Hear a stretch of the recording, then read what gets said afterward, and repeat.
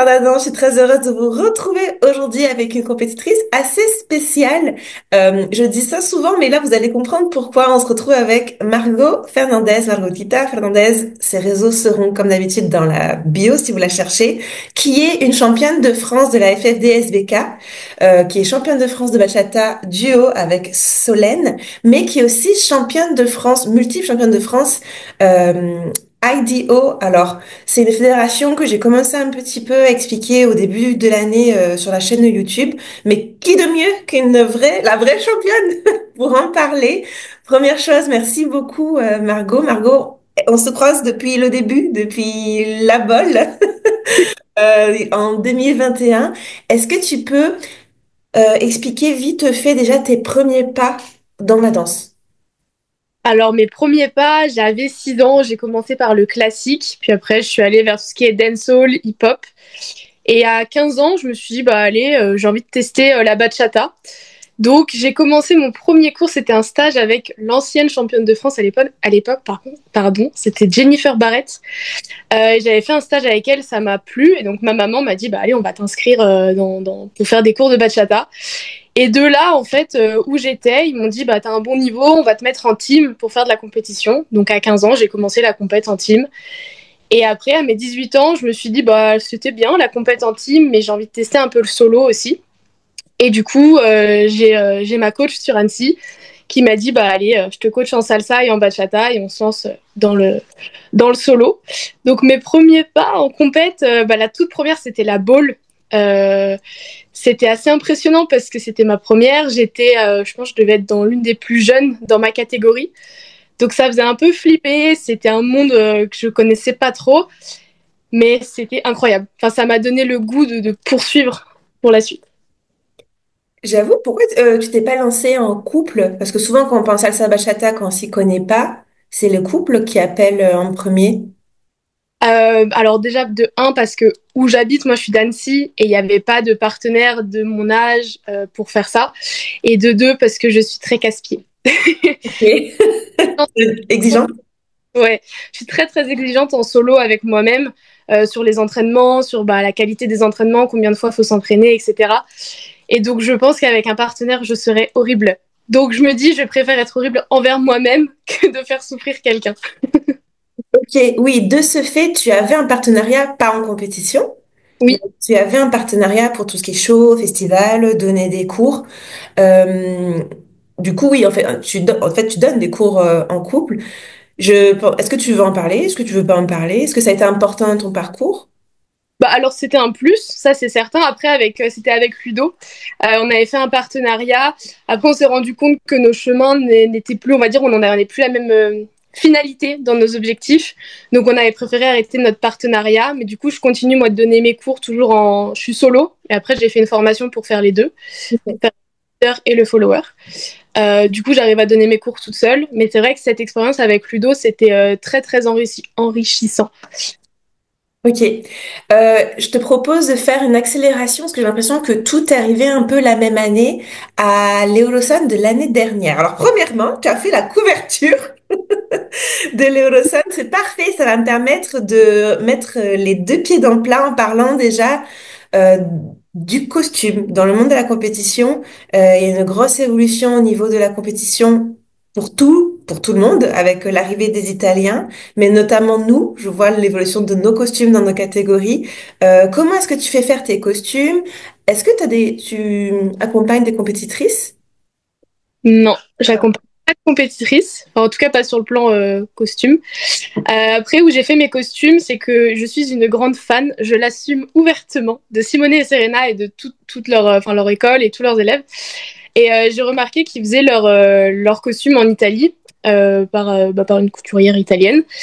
Et du coup, je me suis dit, bah, pourquoi pas, on va dire, trouver un peu d'originalité et sortir un peu du côté couturier français. Et après, bah, l'inspiration de mon costume bleu panthère, je l'ai trouvé sur Insta, hein, on va pas se mentir. C'était beaucoup dans les danses latines, la rumba. C'était une très très très longue robe. Et du coup, je me suis inspirée de ce bleu panthère. Je me suis dit, on l'a jamais vu. Bien sûr, après, avec la couturière, on a remodifié pour pas que ce soit un plagiat. Et du coup, on l'a remodifié, on l'a fait, on va dire, moulé pour moi. Ok, parfait. Euh, Tes premiers pas dans la Fédération française IDEO, elle se fait comment? Comment est-ce que tu découvres cette compétition? Qu'est-ce que t'aimes de cette compétition? Alors, je kiffe cette compétition. Comment j'ai mis les pieds dedans? C'est parce qu'en fait, ma coach, Marie Ninet, qui est d'Annecy, qui m'a pris sous son aile depuis le début, enfin, depuis mes premiers pas en solo, c'est elle qui a déjà participé à cette compétition plus jeune, quand elle aussi faisait de la compète. Donc, du coup, elle m'a mis dedans. Et j'ai tout de suite adhéré parce que j'aime beaucoup l'impro. Pareil, au début, l'impro, c'était un peu... on dit comment ça va se passer. On a un peu des appréhensions. Et au final, bah, derrière, enfin en amont, on avait vraiment travaillé. Marie m'avait vraiment fait bosser pour répondre à la demande de l'impro. Et après, quand on était sur piste, bah, ça roulait nickel. Et j'aime beaucoup l'impro parce que ça permet d'exprimer quelque chose que on n'exprime pas forcément sur scène quand on a une choré qu'on apprend de A à Z. Mhm. C'est un peu en mode bah tu connais pas la musique, tu sais pas, enfin tu sais ce qui va sortir, mais comment ça va sortir, tu sais pas trop. Et il y a ce côté vraiment ressenti avec la musique qui fait que ta danse elle est unique. Et moi c'est ce qui me plaît énormément en impro. J'ai essayé de faire de mon mieux pour expliquer les différences, mais est-ce que tu pourrais réexpliquer la différence entre l'AFFD, les compétitions de la FFD en 2025, quasiment, et la IDEO? FFD, donc au niveau du règlement, c'est on doit passer une chorégraphie qu'on a apprise. Ce qui va différencier de la fédération IDO, c'est qu'IDO, en fait, on a plusieurs tours en fonction du nombre de personnes. On a un tour de 1 minute, on appelle ça la présentation, où en fait on a 1 minute pour danser sur une musique qu'on ne connaît pas. Euh, Après, donc ça c'est si on est en finale. Si on n'est pas en finale, en fait, si on est plus que 6, il y a des tours. On appelle ça des qualifs. Et en fait, le premier tour c'est 1 minute, donc la présentation. Le deuxième tour c'est 1 minute 30 où on est aussi sur de l'improvisation. Et le dernier tour, c'est 1 minute où on redanse sur une musique qu'on ne connaît pas. Et à partir de ces 3 tours, en fait, les juges, ils nous mettent des croix parce qu'on a des numéros. Et les danseuses qui ont le plus de croix passent un tour. Jusqu'à la finale où on est 6. Et quand on arrive en finale, en fait, on a 1 minute de présentation. On doit passer notre show. Et on a 1 minute de danse en impro. Donc c'est pas réellement, bah, c'est pas comme la FFD où la FFD on passe juste notre chorégraphie et c'est tout. En Ido, il y a vraiment le côté impro.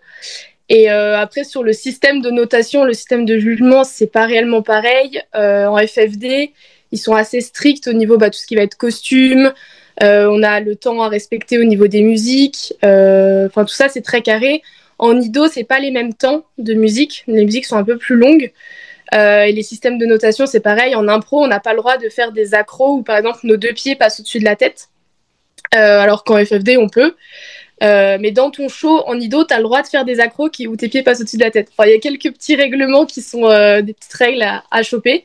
Donc voilà, ça la différence entre la FFD où ça va plus être chorégraphie pour la FFD et Ido, c'est plus improvisation et quand tu arrives en finale, tu as de l'impro plus ton show. Merci beaucoup. Tu étais une des rares athlètes à être à l'Eurocentre. Vous étiez peut-être une trentaine, un peu moins, une trentaine à être à l'Eurocentre 2023. Comment ça s'est passé ton expérience au championnat du monde du Mexique? Alors, c'était une épreuve très très enrichissante. J'étais avec ma maman, donc c'était très. C'est ma maman, elle m'accompagne sur tout. Donc c'était vraiment, on va dire, un rêve éveillé en plus de danser avec de très très grands danseurs. Donc c'était super bien. Après, il y a eu des petits problèmes en interne que j'aurais voulu éviter. Mais bon, c'est pas grave. Disons que le ressent, c'était bien. Mhm. Euh, en fait, j'ai surtout retiré que le meilleur de l'Eurosun. Il y a eu des petits couacs. Après, je pense que c'est pas inconnu dans le monde de la danse, ces petits couacs. Mais malgré ces petits couacs, moi, je me suis dit, il faut en tirer le meilleur. Et c'est grâce à l'Eurosun qu'avec Solène, on s'est dit, et si on faisait un duo? Ok. L'idée, elle est partie de là. Au début, c'est parti d'une idée, on va dire, un peu jetée comme ça. Pendant les trainings, on se disait, ah, vas-y, viens, on fait un duo, viens, on fait un duo. Et un jour, on s'est vraiment pris au pied de la lettre. On s'est dit, non, mais viens, on fait vraiment un duo. Et on a réfléchi, on a dit, bah, allez, go. Je t'avoue que moi, je sais pas du tout. Pourtant, j'en fais des interviews, mais je suis pas du tout au courant des petits couacs. Par contre, ton langage verbal me montre que t'as pas envie d'en parler, donc je me permettrai pas de creuser à moins que toi tu veuilles en parler. Non, après, honnêtement, je veux pas en parler parce que Ok. pour moi, c'est passé. C'est passé. On va pas rallumer quelque chose qui pour moi n'est pas important. Ça m'a montré des choses, ça m'a fait comprendre des choses dans le milieu de la danse et ça m'a permis d'avancer, de faire mon chemin en laissant ce que je voulais pas garder. Ok, Voilà. aucun souci. Du coup, bon, quand même, grâce à ça, première grosse scène, bah, une des plus grosses scènes du monde. Vous vous lancez quand? En janvier, du coup? Ouais, en janvier, on s'est lancé avec Émilie Froment, qui nous a fait notre chorégraphie et qui nous a coaché pendant toute l'année pour aller jusqu'au championnat de France. Mais même pas, parce que c'était à l'Eurosong 2023, Oui, c'était pendant 6 mois, quoi. Enfin, moi, je dis toute même l'année. pas, 4 mois, 5 mois. Ouais. C'est fou. C'est incroyable. Donc, vous commencez. Ça veut dire que là, il y a les premiers qualificatifs de la FFD à l'époque qui étaient déjà passés. Oui, Et 5 mois avant, vous dites, bon, on se lance. Et voilà, pour ceux qui connaissent pas l'histoire, bon, on l'a spoilé en introduction. 5 mois plus tard, championne de France. voilà. Il s'est passé quoi pendant ces 5 mois en termes d'intensité, travail chorégraphique, choix de musique, etc. Est-ce que tu peux parler plus de la préparation jusqu'au championnat de France? Préparation, donc on s'entraînait avec Solène une fois par semaine ensemble. Donc Solène est de Paris, moi je suis d'Annecy, donc on se donnait rendez-vous à Lyon. Donc on faisait gros entraînement une fois dans la semaine toutes les deux. Et après, enfin pendant la semaine, quand on était chacune chez soi, on s'entraînait, on s'envoyait des vidéos. Il y avait énormément d'échanges où justement on se faisait des corrections, l'une corrigeait l'autre, l'autre corrigeait l'une. Il y avait énormément d'échanges. On a passé, je crois, 2 jours avec Émilie pour monter la choré. Si je dis pas de bêtises, je crois que c'était ça. Pour vraiment la monter, qu'elle soit carrée et qu'au bout de 2 jours, on ait notre choré. Et après, bah, c'était du travail, du travail, du travail, beaucoup d'échanges. On a fait aussi pas mal de petites scènes pour s'entraîner. On profitait justement, bah, là, je connais quelqu'un qui peut nous faire danser, bah, on allait, on s'entraînait. Et après, bah, c'est beaucoup, beaucoup, beaucoup de travail. Est-ce que vous saviez que vous allez gagner? Non. Ah ouais. Non, parce il y avait quand même des bons concurrents en face. En plus, on dansait contre les garçons. Hmm. Euh, on était quand même un peu stressés. On s'est pas dit, on y va, on gagne. On s'est dit, bah, on y va, on donne le meilleur de nous-mêmes. Si on gagne, c'est formidable, on est heureuse. Si on gagne pas, on sait comment, on s'est donné les moyens d'arriver jusqu'au bout du parcours, quoi. On s'est donné pendant toute notre phase d'entraînement, on s'est donné les moyens d'arriver jusqu'au bout. On savait pas qu'on allait gagner parce que bah, y a toujours le facteur X en fait. On ne sait pas ce qui peut se passer sur scène, on sait pas. Mais en tout cas, on a bossé, on s'est motivé et on s'est dit on va jusqu'au bout et on verra le résultat, mais on se donne à 200% pour y arriver. Mhm. Je sais pas si je parle du championnat, on peut aller parler directement du championnat. Non, on va continuer sur la préparation. Comment est-ce que tu répartis tu t'entraînes combien d'heures par semaine? Alors, je m'entraîne 4 fois par semaine en danse, des sessions de 1h30 à 2 heures. Et après, moi, j'ai mes entraînements musculation à côté, où Ouais. pareil, j'en ai 5 par semaine et c'est des entraînements de 1h30, 2 heures. Ok, Donc, j'ai en sport et en danse. ok. Donc, ça prend bien du temps. Oui, c'est pour ça que je fais les interviews, pour montrer qu'on n'est pas juste à avoir du fun dans les soirées, qu'il y a toute la partie préparation d'un vrai athlète. Du coup, vu que tu es coach sportive et que c'est une grosse partie de ton entraînement, comment ça se passe au niveau de l'hydratation, alimentation, compléments alimentaires? Alors, tout ce qui va être alimentation, moi, je suis suivie par un diététicien, enfin, un diététicien du sportif. Donc, il connaît mes entraînements, il connaît comment je m'entraîne, il sait l'intensité de mes entraînements. Donc, en fait, toute la partie alimentation, je la fais gérer par quelqu'un d'autre parce que c'est s'auto-gérer sur l'alimentation, c'est compliqué. Tout ce qui est hydratation, bah après, c'est mon diététicien qui me gère aussi, qui va me dire bah, sur cette phase d'entraînement, tu vas un petit peu moins boire pour travailler ça, ou plus boire, ou ci ou ça. Donc tout ça, vraiment, c'est géré par une tierce personne de confiance qui connaît tout mon parcours, tous mes entraînements pour m'accompagner au mieux. Ok. Compléments alimentaires, est-ce que tu vas y mettre un petit mot ou pas forcément? Alors, ça dépend des périodes, parce que je sais qu'en période, bah, par exemple, l'hiver, on va tendance à manquer de vitamine C, etc. Donc là, les compléments alimentaires sont intéressants. Après, c'est s'il y a des petites carences en fer ou quoi, dues à des, des, des petites carences qu'on peut avoir. Là, oui, c'est intéressant d'en prendre. Après, ce qui est bien, c'est des fois de laisser le corps un petit peu s'auto-gérer pour pas forcément trop le surcharger de compléments, quoi. Mhm. Ok. Et le repos, comment est-ce que tu gères le repos? Est-ce que tu vas chercher un complément, je sais pas, moi, massage? Alors, repos, Quel euh, mot? je pratique pas trop. Ok. En moyenne, je me laisse un jour dans ma semaine où je ne fais rien. Euh, Ça, c'est vraiment, on va dire, mon idéal. Après, des fois, il y a toujours un petit. Souvent, avant compète, on se dit, ah non, mais j'aimerais bien revoir un petit truc ou quelque chose comme ça. Ou du coup, on oublie de se reposer. Mais sinon, non, j'essaie de m'imposer vraiment un jour off où c'est complet. Il n'y a pas de sport, il n'y a pas de danse, il n'y a rien. Mhm. Non, tout le reste de la semaine, je suis active. Mais en effet, le repos, faut le mettre en avant. Il ne faut pas l'oublier parce que si on oublie de se reposer, ça va, on va dire, accélérer le stade blessure. Si on se repose pas assez, on a plus de chances de se blesser pendant les entraînements ou autre. Donc c'est très important de penser à son repos et de s'imposer, on va dire, un moment où on ne fait rien. Mhm. Ok. Et en termes de préparation mentale, alors comme tu dis, moi j'ai souvent vu ta maman pendant que moi je suis en PLS avec mon entraîneur qui elle-même ne me parle pas parce que je peux pas. Mais toi, t'es comme, bon, t'es souriante, t'es pas la plus expressive. Il y a d'autres compétitrices comme Marie Antonetta, elle peut parler à tout le monde, mais bon, t'es pas fermée non plus. Est-ce que t'as outre ta maman, est-ce que t'as une préparation mentale spécifique avant, après? Alors oui, j'ai une prépa, on va dire, une prépa physique avec mes coachs. En fait, souvent où l'entraînement, enfin la veille de la compétition, si on fait un entraînement ou quelques jours avant la compète, il y a vraiment un stade où je vais me préparer mentalement à me dire, bah ça peut bien se passer, comme ça peut mal se passer. Mhm. Euh, il y a vraiment, alors ma coach me fait une prépa physique où elle me dit, là tu vas danser et imaginer que tu as perdu. Donc tu sais d'avance que tu as perdu et tu dois donner le meilleur de toi-même. Donc c'est une prépa physique où je me dis, j'ai perdu, et je dois refaire ma choré en sachant que j'ai perdu, mais je dois quand même avoir l'intensité, la force, l'expression scénique, je dois tout avoir. Et après, elle me dit, tu fais la même et tu sais que tu as gagné. Et Mhm. justement, ça, c'est une prépa mentale, moi, qui m'aide beaucoup parce que je me dis, des fois, on croit qu'on a perdu parce que on a perdu une boucle d'oreille sur piste et on croit qu'en fait, tout est perdu. Alors que bah pas forcément parce que on sait pas pourquoi, Mhm. mais bah, on a la meilleure note et on gagne. Donc c'est vraiment, moi, c'est surtout ce travail-là que je fais énormément. C'est de me dire, bah, même si tu crois que tout est perdu, il faut quand même y aller à 200%.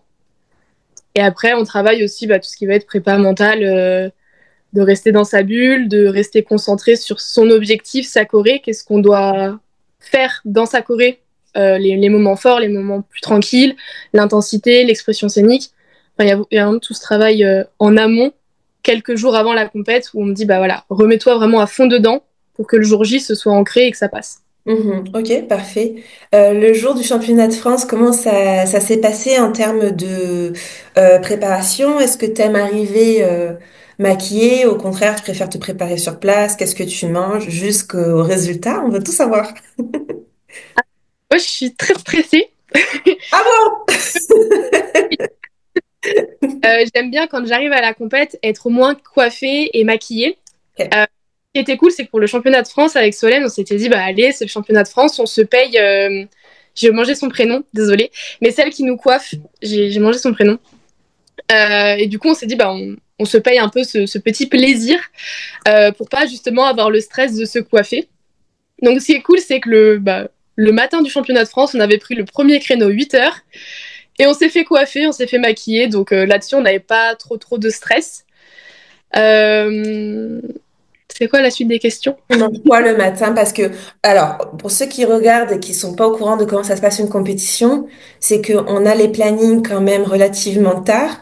Et même si Margot, elle se fait peigner à 8 heures, bon là je sais à peu près, parce que je pense que ton premier passage c'était salsa, mais ça se peut qu'elle danse pas avant 13 heures. Mais après elle va les enchaîner parce qu'elle a la salsa qualification, bachata qualification et son duo à l'époque. Enfin, ça s'est passé comme ça cette année-là. Donc comment tu manges? Qu'est-ce que tu fais jusqu'à ton premier passage? Alors, comment je mange? Moi, je mange avant de partir à la compétition et du coup de me faire coiffer, etc. Ce que je mange, bah, c'est mon diététicien qui me dit. Souvent, c'est pas mal de protéines pour pouvoir déjà pas avoir un pic juste avant un pic de stress qui me fasse vraiment tomber en mode fatigue. Bien sûr, il y a un petit peu bah, tout ce qui va être un peu féculent, mais pas énormément. Après, juste avant de passer, enfin juste avant, entre 10 à 20 minutes avant de passer, je mange un petit truc sucré. Faut pas, alors c'est du bon sucre, c'est-à-dire genre tout ce qui va être amandes, enfin fruits secs. Euh, Moi, je mange essentiellement des fruits secs, histoire que ça redonne un petit pic, un peu d'énergie avant de monter sur piste. Et dernier truc, genre avant qu'ils disent mon nom, je bois une petite gorgée d'eau et on est bon. Ok, Donc ça, c'est la petite prépa. Après, si par exemple, je passe à 13 heures alors que je me suis levée à 8 heures, je vais remanger un petit truc, un petit peu de protéines, par exemple à 10 heures, 10, 11 heures. Et mon repas, souvent, je le fais 2 heures avant mon passage pour que ça, j'ai le temps de digérer et que j'ai pas de, de problème gastrique sur piste. ok, parfait. Euh, Vous n'avez pas eu de demi-finale pour les bachata duo cette année-là. C'était Ok. direct final parce qu'on était 5 ou 6, je sais plus. On était 5. Comment s'est passé votre passage et comment s'est passé l'attente des résultats? Je pourrais parler, et bien évidemment, tu as fait podium en salsa, tu as fait un bon résultat en bachata, mais vu que tu as le titre, vous êtes le premier titre, je préfère passer beaucoup de temps dessus et parler un peu plus de IDO et on refera une interview le jour où ça, où ça change et tu montes. Mais comment ça s'est passé pour le bachata duo spécifiquement, vos passages et les résultats? Bah avec Solène, c'est vrai qu'on aurait voulu une demi-finale parce qu'on voulait souvent le deuxième passage est toujours un peu mieux que le premier. Donc on aurait voulu une demi-finale. Après là, on s'est dit bon bah voilà, c'est une finale. Comme on s'était dit à chaque compétition, on donne le meilleur de nous-mêmes, ce qu'on est capable de faire et ce qu'on fait en entraînement. Faut qu'on soit fier de nous. C'est vraiment ce qu'on s'était dit, c'est qu'on soit fier de nous, fier de notre travail et de notre parcours. On s'est dit bah voilà, si on donne le meilleur de nous-mêmes, on n'aura pas de remords et on attendra le résultat. Je crois qu'on était passé avant-dernière, je sais plus trop. Je crois qu'il y avait les garçons juste avant nous. Les garçons, on les redoutait un petit peu parce que bah, c'est des garçons, ils n'ont pas tout ce qui est talons, tout ce qui, entre guillemets, nous, en tant que danseuse fille, peut nous créer des petites instabilités. Donc, on ne savait pas comment ils allaient noter aussi les juges parce que c'est différent de noter un duo fille et un duo garçon. Après, voilà, nous, on savait qu'on avait travaillé. Et avant de monter sur piste, on se faisait toujours un petit check, un petit câlin. On se disait, allez, on donne tout. Et ils nous appellent, on rentre sur piste. Et là, on s'est dit, c'est maintenant, quoi. C'est notre moment. On a révisé, on a travaillé pendant 4-5 mois, peut-être 4 mois plus. Notre duo, c'est maintenant qu'il faut envoyer tout ce qu'on est capable d'envoyer. Et donc, on était très, très contentes. Est-ce que c'est votre meilleure performance? Non, c'est pas Non. la. Mais nous, on est très exigeantes parce on se voyait en entraînement, on avait vu notre parcours. C'était pas, nous, on trouvait que c'était pas notre meilleur passage. Après, on s'était dit que c'était pas le meilleur parce on avait fait des modifications sur ce dernier passage pour justement le rendre un petit peu plus dur, etc. Donc, on savait qu'il y avait un petit peu plus de challenge sur ce passage-là. Ok, ok, ok. Vous dansez, comment ça se passe après? Est-ce que vous avez, je sais pas, tu me parles du, ou est-ce que vous avez un truc de fin? Parce que vous faites les claques et le câlin avant de rentrer, mais en sortant, est-ce que vous avez un truc? En sortant, pareil, on se refait un gros câlin, on se dit bah on est contente et tout, et on débrief. Tout de suite, Ok. on débrief, on dit oh mais là j'ai pas sauté comme ça, et là j'ai pas fait ci, et là en fait on débrief un petit peu, on se dit ah puis là on était super synchro, et là on a crié en même temps. Donc on fait un petit débrief, et après on va tout de suite demander la vidéo. Et demander l'avis de Émilie aussi, qu'est-ce qu'elle en avait pensé, quel était aussi le retour d'Émilie. On a dit, bah, vu qu'elle a vu tous les duos, quel est un peu le classement, entre guillemets, euh, pour nous savoir un peu, on se dit, bah, à quoi s'attendre. Mhm. Bien que le jugement final, bah, c'est les juges qui l'auront, quoi. Mhm. Ok. Et ensuite, attendre des résultats, comment ça se passe? On est hyper stressé. On est hyper stressé et on pensait, donc en voyant après les duos, on s'était dit, bah, on espère faire un podium. On voulait la première place. Et bah, jusqu'à la fin, hein, quand ils ont appelé la troisième place, c'était pas nous. Donc on se broyait littéralement la main. On se tenait la main, on se la broyait littéralement. Et là, ils disaient la deuxième place et on se broyait la main. On était là, c'est pas nous, allez, faut pas que ce soit nous, faut pas que ce soit nous. Et là, on entend du coup qu'ils ont appelé les garçons. Et là, on était en mode, on l'a fait. Genre, on est allé jusqu'au bout et on est sur le podium, sur la première place. On était refaites. C'était incroyable. La sensation, elle est incroyable. Après, je n'ai pas les mots. Vous faites vraiment partie de l'histoire parce que c'est là. Alors, je l'ai pas précisé, mais pourquoi les filles ont été avec les garçons, c'est que pour ouvrir une catégorie, il faut un minimum de participants. Et quand il y en a trop peu, ils peuvent pas se permettre. Et ça perd de la compétition s'il y a que un participant en fait par catégorie. Donc c'est pour ça que les filles ont été mélangées avec les garçons. C'est ce qu'on appelle un open. Vous gagnez. Il se passe quoi pour vous pour la suite? Alors toi, je sais qu'un mois après, tu as eu ta compétition, mais est-ce que les duos, vous aviez un voyage, un prix, je sais pas. On avait notre place en finale à l'Euroson. Ok. Là, en fait, quand on finit premier dans une catégorie, surtout en élite, ça nous ouvre en fait les portes de l'Euroson et ça nous emmène en finale. Ok. Euh, donc c'est ce qu'on a gagné, on va dire, une place à l'Euroson. Et après, donc il y avait tout ce qui était frais de vol, d'hébergement qui étaient payés, on va dire. Enfin, on avait un cachet offert Ok. pour nous permettre d'aller à l'Euroson. Ok. Et après, pourquoi on n'a pas fait l'Euroson? Parce que je sens que la question, elle va. Oui, ah oui. Et vous avez fait quoi du cachet du coup? Est-ce qu'ils vous le donnent? On le prend pas pour X ou Y raison. En fait, il le donne au deuxième. Ah, ok, ok, ok. Ça descend. Pourquoi on n'y est pas allé? Parce que Solène et moi, après, on savait déjà pas si on. Nous, notre objectif, c'était les championnats de France. Mhm. Et on n'avait pas réellement de projet pour après. Et, euh, et du coup, c'est vrai qu'on se posait un peu la question. On était aussi dans l'attente pour une team. Je n'en dévoilerai pas plus. Et du coup, après, voilà, Solène avait ses projets, moi j'avais mes projets, ce qui fait que dans le temps, on n'avait pas réellement trop rediscuté de ça. Et le moment où on en a rediscuté, c'était trop tard. On s'est dit, bah voilà, on n'avait pas retravaillé depuis 2 mois. L'Eurosson, ça reste quand même une grosse compétition où, selon moi, faut y aller avec du bagage, faut y aller avec du travail et tu te pointes pas là-bas en mode salut, allez, je fais ma choré et basta. Pour moi, il faut vraiment y aller et se dire j'y vais pas, j'ai pas fait le tour du monde pour potentiellement participer. C'est j'y vais pour gagner ou du moins pour en tirer des vertus positives. Et là, vu qu'on n'avait pas bossé, on s'est dit bah non, enfin 2 mois avant d'y aller, on n'a pas pris nos billets, on n'a rien pris, on s'est dit bah on va pas y aller pour faire les clowns sur piste quoi. Donc on s'est dit on le fait pas cette année et pour l'année prochaine on sait pas. D'accord. Un mois après, tu es de nouveau sacrée championne de France que salsa, dans mon souvenir? En Ido. Oui. Non, salsa bachata, j'ai fait les deux. Donc ça, c'est bachata. Comment s'est passée cette compétition? Alors bien, j'étais pareil un petit peu stressée parce que bah, l'improvisation, il y a toujours ce petit stress de sur quelle musique je vais tomber, comment je vais réagir face à cette musique, parce que il y a toujours le facteur de, enfin moi je suis très sensible à ça. Si j'aime pas la musique, je vais pas réussir à être à 100%, à me donner à 100%. Donc il y avait un petit peu ce stress là. Après j'avais, bon, je vais pas le cacher, c'est de l'impro. Mais en fait, on travaille en amont avec des chorés qui passent sur toutes les musiques. Donc c'est une fausse impro, mais tout le monde fait ça. Donc je me suis dit, bah, si jamais j'aime pas la musique, j'ai un bout de ma choré, je sais comment ça va passer. Et au final, ça s'est très très bien passé. Enfin, sur les pistes, c'était très très bien. Les musiques m'ont plu, j'ai réussi à passer tout ce que je voulais passer. Donc c'était très bien.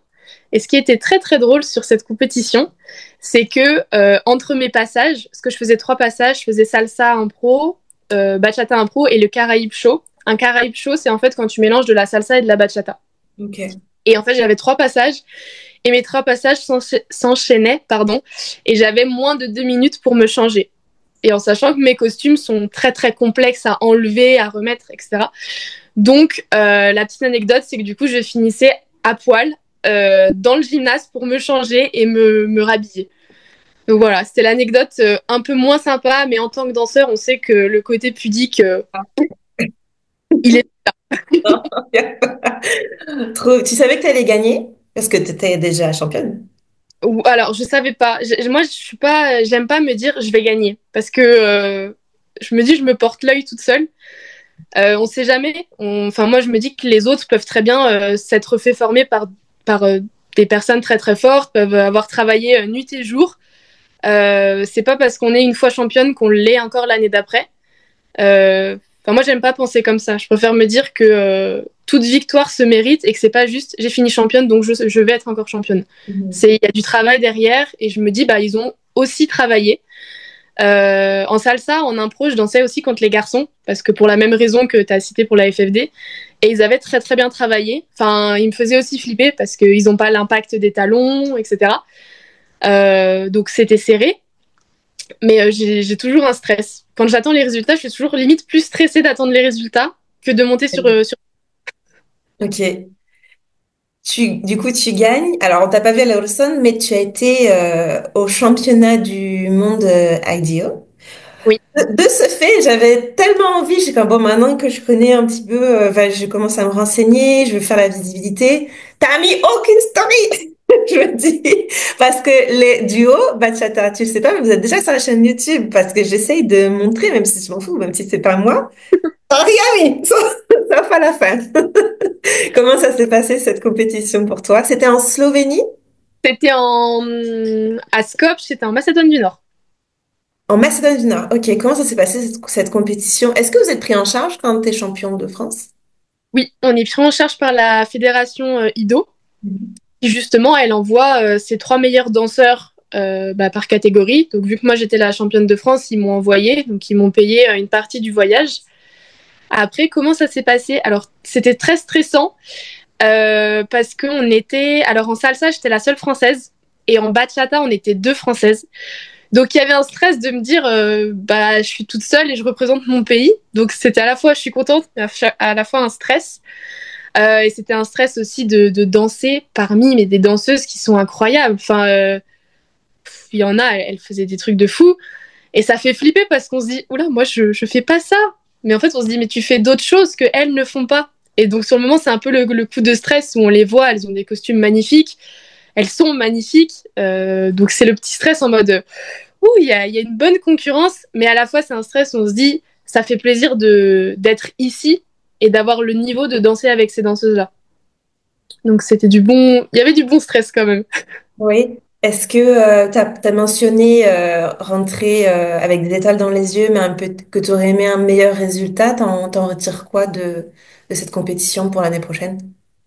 Alors, je retire beaucoup. Alors, il y avait moi ce qui m'a, je pense, on va dire un peu, ce qui m'a fait perdre des places, c'est mon côté stratégique. C'est-à-dire que les Italiennes bougent vraiment de partout. Il y avait beaucoup de Turcs aussi qui bougent énormément de partout. Ça envoie du lourd, ça ralentit. Enfin, en fait, c'est moi la technique que j'avais pas. C'est-à-dire que moi, j'envoyais beaucoup, beaucoup de lourd et j'étais à 200% au niveau de mon énergie tout du long. Je faisais pas de variation d'énergie. Donc, en fait, j'ai des étoiles dans les yeux parce que je me dis, j'ai fait un top 20 mondial et pour moi, c'est incroyable. Et je reste un peu sur ma faim parce que je me dis, purée, si j'avais su peut-être varier mon énergie, si j'avais fait des choses un peu différentes, peut-être que j'aurais pas fini 17e, mais 15e ou autre. Donc il y a un peu ce côté et si. Et après, c'est vrai qu'en discutant avec ma coach, elle m'a dit, mais tu as donné le meilleur de toi-même et de ce que tu étais capable de faire à ce moment-là. Et on va bosser. Et justement, moi, l'année prochaine, j'y vais et j'ai un peu entre guillemets la rage en mode je veux y aller. Maintenant, je sais ce qu'il faut que je bosse et je sais que je peux gagner encore des places avec le travail que je vais fournir. Mhm.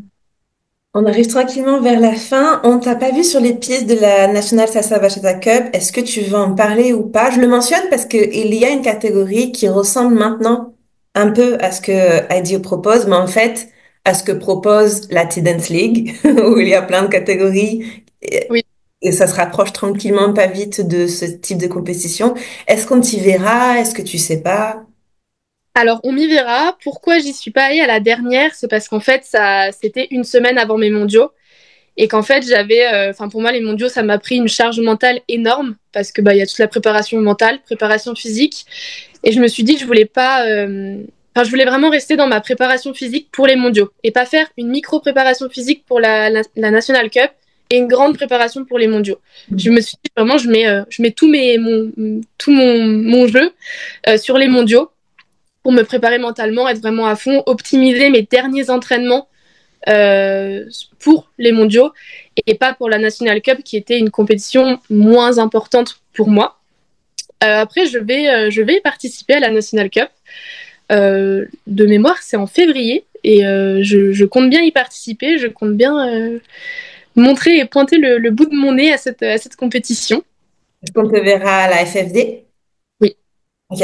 aussi à la FFD et à la National Cup. Ok, parfait. Est-ce qu'on te verra sur les pistes du Latin Dance League? Je le mentionne parce que tu te fais aussi entraîner par Simone et Serena, puis on sait que c'est la même coupe.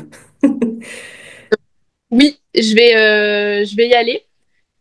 C'est dans les projets pour y participer. Ok. Est-ce que tu veux parler un petit peu de commencer de t'entraîner avec eux, vu que tu as dit que tu étais très fan de leur travail? Alors franchement, ils sont. Moi, j'avais un petit peu peur au niveau barrière de la langue parce que je parle pas très bien l'italien, je parle espagnol, mais je me suis dit comment ça va se passer parce que passer une journée avec eux, avec la barrière de la langue, ça peut être compliqué pour apprendre une choré. Et au final, bah, ils parlent espagnol, donc on se comprend très très bien. La première fois que j'ai fait, parce que j'ai fait ma choré salsa avec eux, j'avais un peu peur parce que la salsa, c'est pas le. Disons que c'est un peu ma bête noire. Et je me suis dit, mon Dieu, ils vont me faire des trucs farfelus, je vais jamais y arriver. Et au final, pas du tout. Enfin, c'est sûr qu'au début, l'apprentissage de la choré est compliqué parce qu'on sort de sa zone de confort. Moi, j'ai tout fait pour sortir de ma zone de confort. J'ai demandé à danser sur du on-two. J'ai demandé à danser en mode, enfin, avec le pas du garçon. J'ai tout fait pour sortir de ma zone de confort. Et je me suis dit, j'allais en chier. Pardon pour l'expression, mais j'en étais sûre. Et au final, bah, j'en ai chié, mais ça s'est bien passé parce que j'ai réussi à apprendre la choré. Je les ai revus pour encore évoluer au niveau de ma choré et ça m'a permis d'aller sur le podium en salsa. Donc très très contente. Et dans les projets, je vais bientôt les revoir pour refaire ma choré. Trop bien. En tout cas, félicitations. J'aimerais terminer sur ta notion de l'échec. Qu'est-ce que tu dirais à la Margot de la bolle? Ah, je lui dirais que surtout que l'échec, c'est le meilleur moyen d'apprendre. Parce que si t'as pas d'échec, tu sais pas ce qu'il faut modifier dans ta façon de faire. Et qu'un échec, c'est pas un échec ne te définit pas. C'est pas parce que tu as échoué que tu échoueras toute ta vie ou que l'année prochaine tu vas encore échouer. Au contraire, justement, un échec, faut plus s'en servir en se disant bah j'ai échoué, je vais travailler. Qu'est-ce qui m'a fait échouer et qu'est-ce qui peut me faire gagner. Donc un échec, c'est très très dur à encaisser parce qu'il y a le côté égo, il y a le côté fierté où on est en mode ah bah, j'ai fait n'importe quoi ou quoi. Donc il y a vraiment ce côté égo, fierté qui prend le dessus. Et après, il faut savoir, on va dire, inverser la tendance et se dire, OK, on a échoué, mais maintenant, faut pas rester là-dessus. Faut pas bloquer, faut justement chercher à avancer, chercher à trouver les solutions pour pas, par contre, faire le même échec l'année d'après. Mhm. Donc voilà.